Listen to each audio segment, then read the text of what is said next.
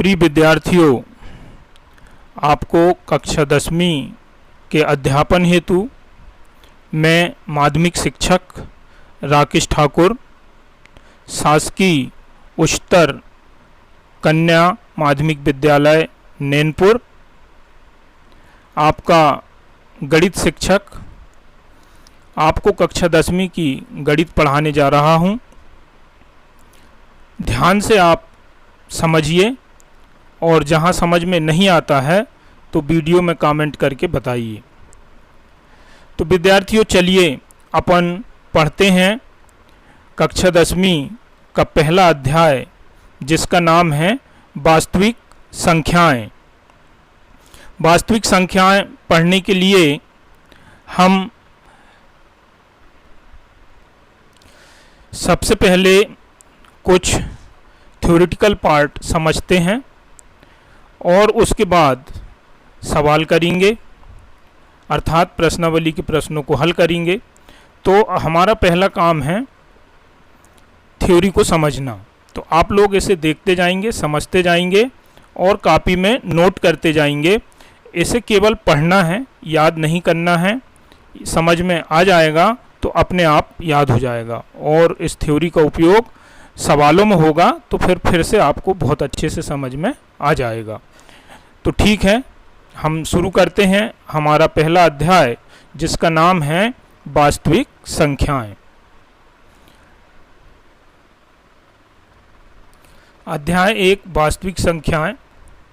आपने कक्षा 9वीं में संख्याओं के बारे में पढ़ा है, तो हम थोड़ा सा रिकैप कर लेते हैं, थोड़ा सा रिवीजन कर लेते हैं।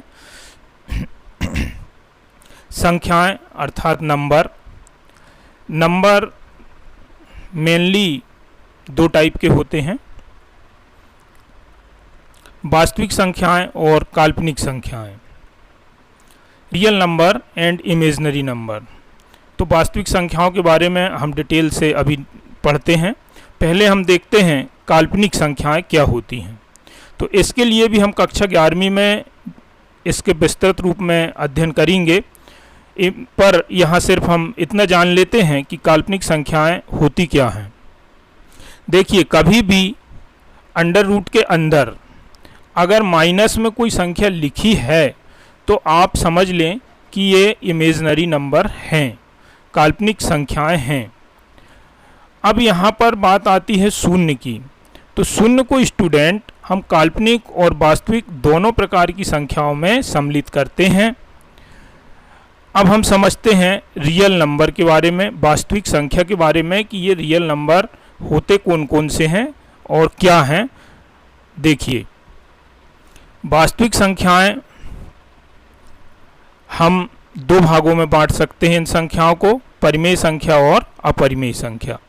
परिमेय संख्याओं में बहुत सारी संख्याएं आती हैं, तो पहले हम अपरिमेय संख्या के बारे में देखते हैं। अपरिमेय संख्या अर्थात इरेशनल नंबर। इरेशनल नंबर वे संख्याएं होती हैं जिनमें अनावर्ती अर्थात बार बार जो संख्या रिपीट नहीं होती हैं, नॉन रिपीटिंग, और नॉन टर्मिनेटिंग अर्थात दशमलव के बाद ये संख्याएं आते ही रहती हैं, अनंत तक समाप्त नहीं होती। ये अपरिमेय संख्याएं कहलाती हैं। इन्हें हम P/Q के रूप में नहीं लिख सकते। अब देखते हैं परिमेय संख्याओं के बारे में, रेशनल नंबर्स।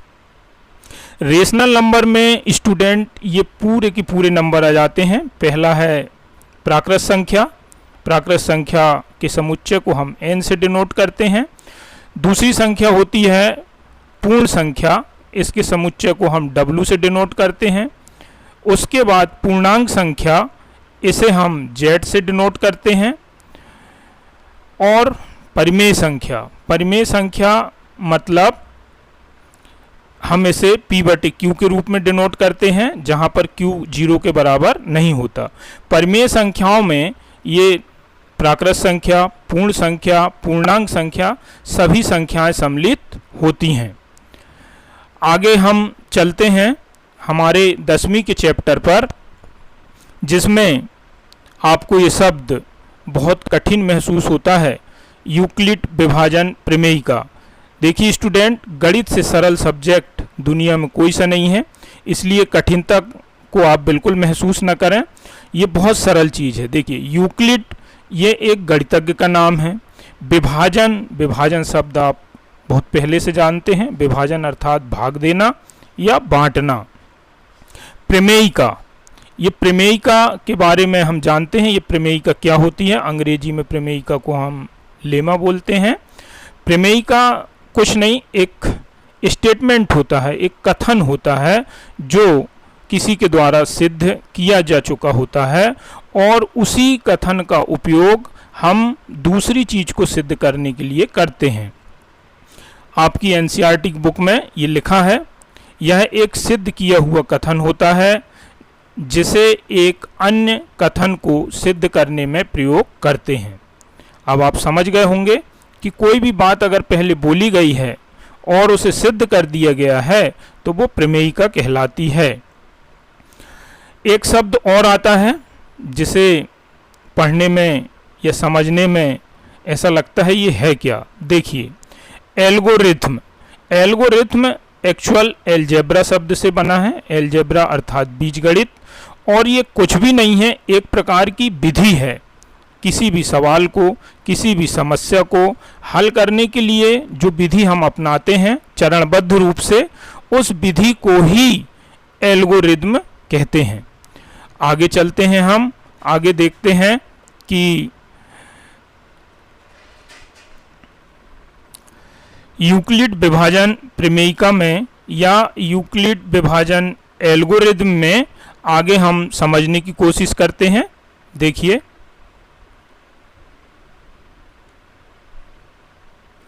यूक्लिड विभाजन प्रमेयिका,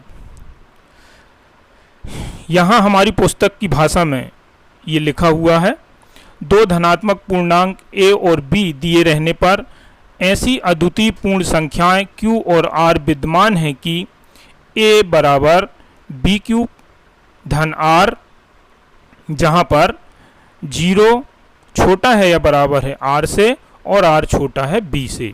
इसे आप ऐसा भी पढ़ सकते हैं, a equal to B Q plus r, o is less than or equal to r, sorry o नहीं, 0 is less than or equal to r, r is less than b। अब इसे हम समझने का प्रयास करते हैं कि यही है स्टूडेंट यूक्लिड विभाजन प्रमेयिका। ये चीज़ है क्या, इसको समझने की कोशिश करते हैं।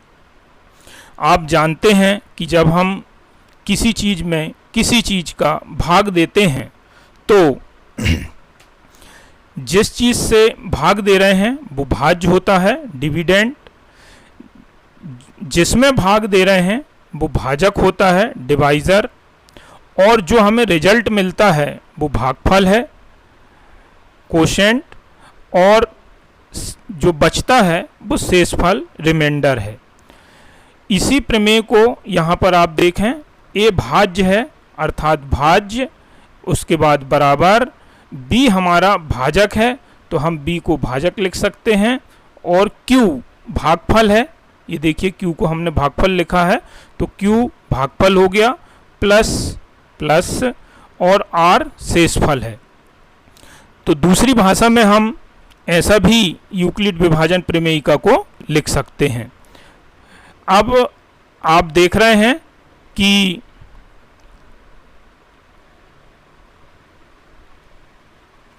ये एक एग्जाम्पल से आप समझें, जैसे कि 7 को हम 3 से डिवाइड कर रहे हैं और 3 से हम 2 बार पहाड़ा पढ़ रहे हैं, तो 3 2 जा 6, 3 दूनी 6, और अगर 7 में से 6 को घटाते हैं तो 1 आता है। तो अब देखिए ये 3 भाजक है, 7 भाज्य है। ये क्या है स्टूडेंट? भाज्य है। इसे हम भाज्य लिख सकते हैं, भाज्य है ये। और 2 जो आया वो भागफल है, 1 शेषफल है। तो फिर से ये यूक्लिड विभाजन प्रमेयिका को आप अच्छे से देखें, यहाँ जो a है वो भाज्य है अर्थात a 7 के बराबर है, b जो है वो भाजक है मतलब ये 3 है, और q जो है वो भागफल है, यहाँ पर भागफल 2 है और शेषफल 1 है। इस प्रकार से हम यूक्लिड विभाजन प्रमेयिका को समझ चुके हैं। अब इस प्रमेयिका का उपयोग हम कक्षा 10वीं में महत्तम समापवर्तक ज्ञात करने, लघुत्तम समापवर्त ज्ञात करने और भी जैसे अन्य क्रियाओं में भी इसका उपयोग किया जाता है। देखिए इस सूत्र में हम इस एग्जाम्पल को समझा के बताते हैं। ए हमने बोला भाज्य है, तो अगर हम यहाँ पर b, q और r के मान रखते हैं तो भाज्य का मान आ जाना चाहिए, अर्थात 7 आ जाना चाहिए। यही बताया था यूक्लिड ने। देखिए करते हैं, हम यहाँ लगा लेते हैं बराबर, और उसके बाद भाजक हमारा 3 है तो 3, उसके बाद इंटू q क्या है हमारा भागफल है, भागफल 2 है तो गुणित कर देंगे 2, फिर प्लस लगा है प्लस लगा देंगे। उसके बाद r का क्या चीज़ है, शेषफल, तो शेषफल का मान यहाँ कितना आया 1। अगर 1 आ रहा तो आप 1 लिखेंगे और 0 आ रहा है तो 0 भी लिख सकते हैं। अब आप इनका गुणा करिए, 3 दूनी 6 और 1 7, मतलब ये 7 जो है हमें क्या प्राप्त हो चुका, ये हमारा a आ गया। अर्थात यूक्लिड विभाजन प्रमेयिका से हमने इस उदाहरण को सिद्ध कर दिया कि ये सवाल हमारा सही है, हमने भाग सही दिया है। ठीक है स्टूडेंट, अब हम आगे प्रश्नावली के सवालों को हल करेंगे।